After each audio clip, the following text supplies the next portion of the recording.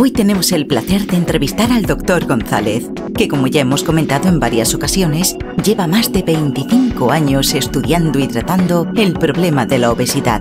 Este médico es doctor en medicina, máster en dietética y nutrición y miembro de la Sociedad Española para el Estudio de la Obesidad, SEDO. Y además es médico especialista en medicina de la educación física y el deporte.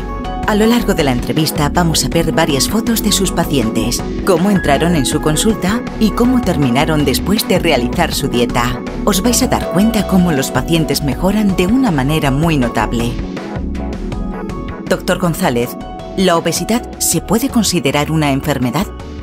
Bueno, la obesidad no es que se puede considerar una enfermedad, es que es una enfermedad. Podríamos decir que la obesidad es una enfermedad crónica y metabólica, la más frecuente en el mundo occidental. Concretamente, la Organización Mundial de la Salud le puso el sobrenombre de la epidemia del siglo XXI, por los problemas que acarreaba, de hipertensión, diabetes, síndrome del sueño, es decir, muchos problemas. De hecho, hoy día no se dice que la obesidad es la epidemia del siglo XXI, ya incluso le ha puesto el nombre de pandemia. Es un problema, evidentemente, muy grande, es una enfermedad. La segunda causa de muerte evitable en Estados Unidos e incluso le está pisando los talones. La primera causa de muerte evitable evidentemente es el tabaquismo, después va la obesidad. Podríamos definirla de una manera sencilla para que todo el mundo lo entienda, que la obesidad es una enfermedad crónica que se caracteriza por un exceso de grasa corporal. En condiciones normales la persona debe tener una cantidad de tejido graso. Concretamente en el adulto joven es aproximadamente entre un 15 y un 18%, y la mujer entre un 20 y un 25%. Es decir, nos hace falta tener tejido adiposo, lo que no es bueno es tener valores excesivamente altos. ¿La obesidad se hereda? La obesidad no solo se hereda, la obesidad es una enfermedad multifactorial. Evidentemente los factores genéticos van a intervenir, como en cualquier tipo de enfermedad, pero es una enfermedad multifactorial. Van a intervenir factores genéticos, factores ambientales y factores culturales. Lo que no podemos decir que una chica, por ejemplo, diga voy a ser obesa porque mi madre no es obesa. Eso no puede ser. Evidentemente hay unas personas que tienen más tendencia a ganar peso que otras, todo el mundo lo sabemos, igual que para uno es más fácil perderlos que para otros, eso es así. Los factores genéticos, claro que influyen. Había un autor que decía, Butcher, que los factores genéticos intervenían en un 25%, los factores ambientales en un 35%, en un 45% y los factores culturales en un 35%. Es decir, la genética va a intervenir entre un 25 y un 40%, va a depender evidentemente de la persona. Pero después depende los factores ambientales, lo que la persona haga, lo que la persona coma, lo que la persona se mueve. Es decir, es una enfermedad multifactorial. ¿Cómo sabemos si una persona es obesa o no lo es? ¿O si solo le sobran unos kilitos? Bueno, normalmente en todos los estudios clínicos de la obesidad utilizamos para hacer el diagnóstico de la obesidad el índice de masa corporal o por sus iniciales IMC o índice de Quetelet, que es una cuenta muy sencilla. Es calcular, se hace una cuenta en un minuto, ver el peso del paciente en kilos dividido la altura al metro al cuadrado. Decimos que una persona tiene un peso saludable cuando tiene un IMC entre 18,5 y 24,9. Entre 25 y 29,9 estarían sobrepeso y a partir del 30 el paciente ya diagnosticado de obesidad de primer grado. ¿Qué tipo de obesidad trata usted en su consulta? Yo en mi consulta trato todos los tipos de obesidades. Hay personas que vienen a perder 5 kilos y hay personas que intentan perder 90 kilos. Yo trato todos los tipos de obesidades. La obesidad de primer grado, incluso cuando una persona tiene sobrepeso, que es un momento muy importante para poner la dieta, e incluso las obesidades mórbidas, que es un IMC a partir de 40, o incluso obesidades extremas, que es un IMC a partir de 50.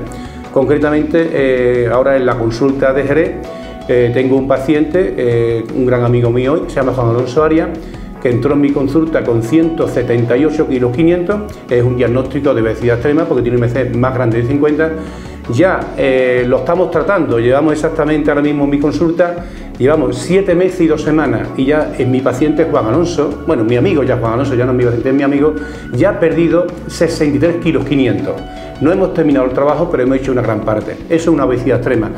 El otro día para una chica que iba a una boda, pues estuvo en mi consulta para perder 5 kilos para ir a su boda. Es decir, hay quien intenta perder 5 kilos, quien pierde 30, 40, 50. De hecho, cuando veamos alguna foto de mis pacientes, yo creo que os va a sorprender. ¿En qué consiste su método para adelgazar? ¿Destacaría algo usted de su método? Bueno, lo que yo destacaría de mi método es que mis pacientes no toman ni pastillas, ni hierba, ni alcachofas, ni tonterías. Mis pacientes van a comer todos los grupos de alimentos. Eso es lo primero que yo destacaría. Es decir, mis pacientes no toman ningún tipo de estimulante. Mis pacientes hacen una dieta mediterránea, una dieta equilibrada, adaptada a cada paciente. Eso para mí es lo más importante. En segundo lugar, que es una dieta que se hace en el momento para cada paciente. Se hace una dieta en función del grado de obesidad que tenga, que sea hombre o mujer. Es decir, no es lo mismo la obesidad de un paciente que acabo de comentar, que tiene una obesidad extrema, con una paciente que intenta perder 5 kilos. No tiene que ver una dieta con otra. Depende del paciente, del grado de obesidad, depende que no tenga o no patologías asociadas. Por ejemplo, hay pacientes que son hipertensos, que son diabéticos, o pacientes que toman Sintrón. Cada paciente va a tener su dieta personalizada que se hace en el acto. Por ejemplo, si yo en una mañana voy a atender 20 pacientes, voy a hacer 20 dietas completamente distintas, en función de la obesidad, del sexo del paciente, si toma algún tipo de tratamiento. Eso para mí es lo más importante. ¿En qué consiste mi método? Pues muy sencillo. Yo a mis pacientes el primer día le hago una historia clínica detallada, que es que empiezo a estudiar al paciente, precisamente para saber de él, Entonces empiezo a preguntarle en esa historia datos muy personales. Si su familia hay obeso o no hay obeso, si tiene enfermedad asociada a la obesidad, como es por ejemplo una hipertensión, como es una diabetes, como un síndrome del sueño. También le pregunto al paciente cuándo fue el inicio de evolución de su obesidad, si tiene alguna alteración psicológica, si no la tiene, qué manera tiene de comer ese paciente, sus hábitos, ¿no? Y después lo diagnosticamos, le hacemos lo que hemos comentado al principio, su IMC, es decir, para saber si ese paciente tiene obesidad o no la tiene o qué grado de obesidad tiene. ¿Por qué? Porque cada grado de obesidad va a tener unos tratamientos completamente distintos y además tiene unos riesgos cardiovasculares y metabólicos completamente distintos. Después, el siguiente paso, ya que sé el grado de obesidad, tengo que saber qué tipo de obesidad tiene. Hay dos tipos de obesidad, la obesidad androide o abdominal en forma de manzana, que es más típica en el varón a partir de los 40 años, y la obesidad ginecoide o glutoformal en forma de pera, que es más típica en la mujer, esa mujer que tiene los bulitos más grandes, la cadera más grande. La primera, la abdominal, o en forma visceral o en forma de manzana, esa es la que está más en relación como factor de riesgo de padecer algunos tipos de enfermedades, como es por ejemplo la angina de pecho, como es por ejemplo un infarto. Esa es la más peligrosa, que tengo más barriguita de la cuenta. La otra, que tengo más cadera, que tengo más muslitos, que es más típica de la mujer, está más relacionada como factores estéticos, ¿no? Entonces, ese diagnóstico se hace por diagnóstico de viso, nada más ver paciente. Pero de todas maneras, hoy lo que le decimos al paciente es que medirle la cintura. Y decimos que un paciente, si es una mujer, el riesgo cardiovascular se establece a partir de 88 centímetros y en el varón a partir de 102. Es decir, mientras más cintura yo a un paciente le quito, más contento estoy yo como médico por salud, porque mientras más cintura tiene el paciente, más riesgo tiene, ¿no? Y después, otro dato importante es saber si tiene alguna enfermedad o no asociada. Es decir, a veces el individuo es hipertenso o no es hipertenso, si es diabético, si tiene una apnea del sueño. ¿Por qué? Porque todo eso nos va a condicionar la forma de decir al paciente. Y con todos esos datos, los objetivos hay que personalizarlos. Depende de la persona, la valoración inicial, de cómo vaya el tratamiento con cada paciente. Uno responde mejor, otro menos mejor, depende del paciente. Y por supuesto, siempre contando con la voluntad del paciente. Entonces, en ese momento, yo a ese paciente también le mando una analítica, porque tengo que saber el paciente cómo entra por la puerta, tengo que saber exactamente porque también me va a informar de ese paciente, ¿no? Y entonces le voy a poner la primera dieta. Yo le voy a hacer una dieta con 7 comidas y 7 cenas completamente distintas, adaptadas a ese paciente en particular.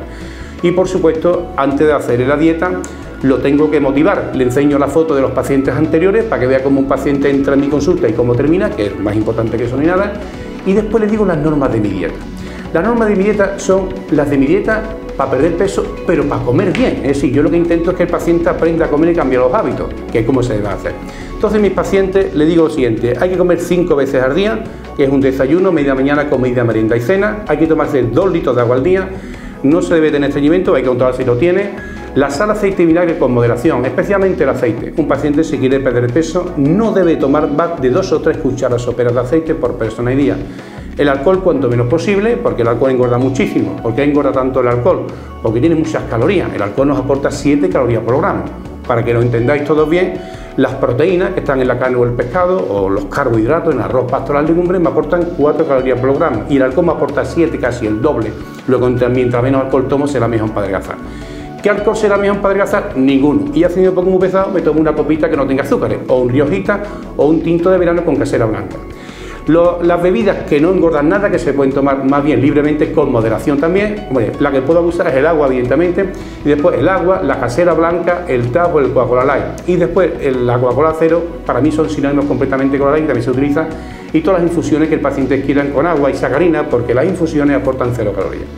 Esas son las normas de mi dieta y, por supuesto, les recomiendo, si el paciente puede, que me dé un pasadito al día. Esa es mi manera. De todas maneras, yo a mis pacientes se lo digo, que no se trata solamente de perder peso, sino aprender a comer y cambiar los hábitos. Vamos.